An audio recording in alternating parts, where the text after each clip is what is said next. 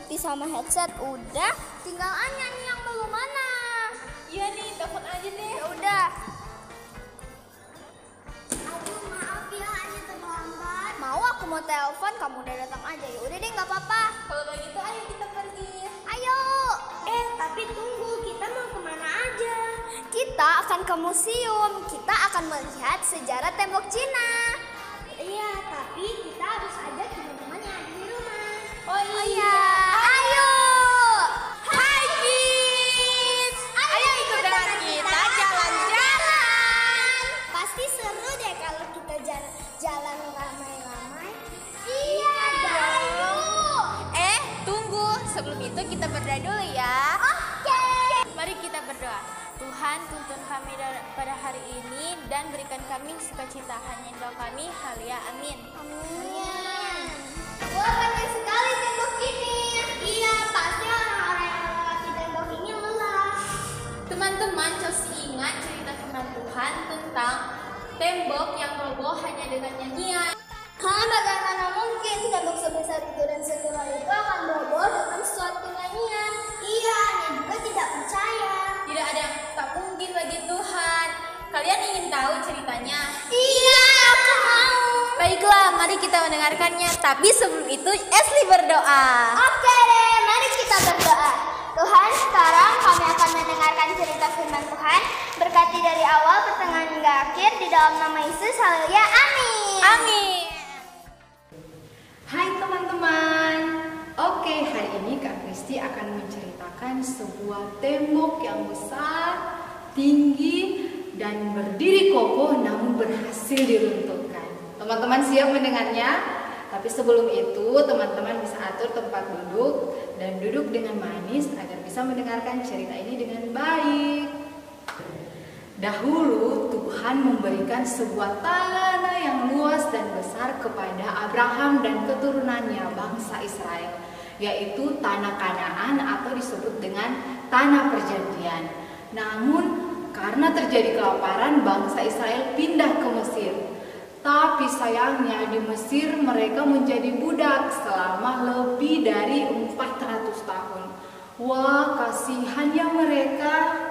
Dan ketika bangsa Israel pindah ke Mesir, tanah Kanaan ini atau tanah perjanjian didiami oleh banyak bangsa-bangsa lain. Dan mereka mendirikan kota-kota yang besar, salah satunya yaitu kota Yeriko. Dan kota Yeriko ini dikelilingi oleh tembok yang besar, tinggi, dan sangat kokoh. Tuhan menyuruh bangsa Israel untuk merebut kembali tanah milik mereka. Dan Tuhan memilih seorang pemimpin untuk membawa bangsa Israel menuju tanah Kanaan. Sebelumnya Tuhan memilih Musa sebagai pemimpin mereka. Namun ketika Musa meninggal, Tuhan memilih kembali pemimpin mereka. Siapa ayo pemimpin setelah Musa? Yosua dipilih Tuhan sebagai seorang pemimpin untuk membawa bangsa Israel menuju tanah Kanaan atau tanah perjanjian. Karena Yosua adalah orang yang berani dan seluruh mentaati perkataan Tuhan. Dan teman-teman, banyak sekali mujizat yang Tuhan nyatakan yang dialami oleh bangsa Israel ketika mereka menuju tanah Kanaan.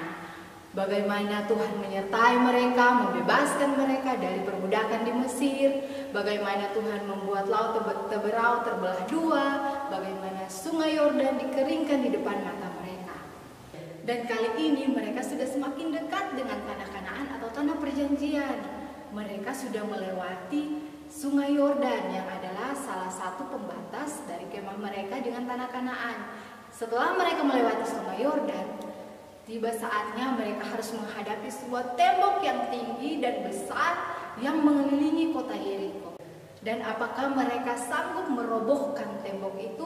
Apakah Tuhan masih menolong bangsa Israel? Ya. Dan lewat Yosua, Tuhan berfirman kepadanya bahwa Yosua bersama dengan bangsa Israel harus mengelilingi tembok Yeriko selama 7 hari.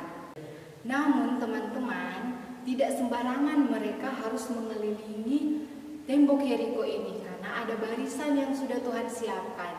Barisan yang pertama yaitu prajurit bangsa Israel yang membawa senjata, Kemudian diikuti oleh 7 imam yang membawa sangkakala. Sangkakala kalau zaman sekarang disebut dengan trompet.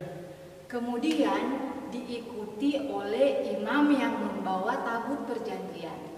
Tabut perjanjian ini adalah melambangkan kehadiran Tuhan. Jadi sebenarnya teman-teman, barisan ini adalah melambangkan bagaimana Tuhan hadir bersama dengan bangsa Israel.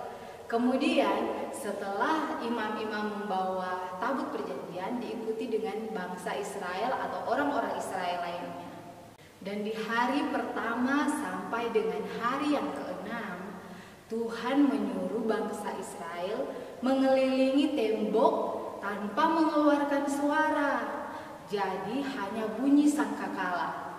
Tidak ada yang boleh mengeluh lapar, tidak ada yang boleh mengeluh lelah, tidak boleh berbicara. Dan teman-teman, bangsa Israel mengikuti apa yang Tuhan katakan. Selama hari pertama sampai pada hari yang ke-6, mereka mengelilingi tembok Yeriko dengan barisan yang sudah Tuhan perintahkan tanpa mengeluarkan suara. Dan di balik tembok Yeriko, para penduduk Yeriko dan prajurit Yeriko menertawakan mereka. Hahaha, kenapa mereka hanya mengelilingi tembok ini saja? Pasti mereka tidak sanggup merobohkan dan mengalahkan kami.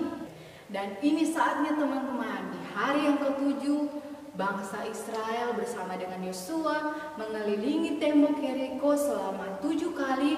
Dan ketika Yosua menyuruh mereka untuk bersorak, maka seluruh bangsa Israel bersorak dan berseru dengan kuat. Dan apa yang terjadi teman-teman? Tembok Yeriko yang tinggi, besar, dan kokoh itu seketika itu juga runtuh. Nah teman-teman, kemenangan menjadi milik bangsa Israel. Mereka bersuka cita bersama-sama.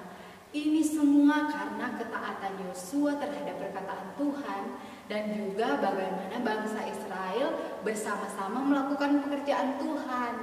Sehingga Tuhan menuntun mereka, menyertai mereka dan memberikan kemenangan.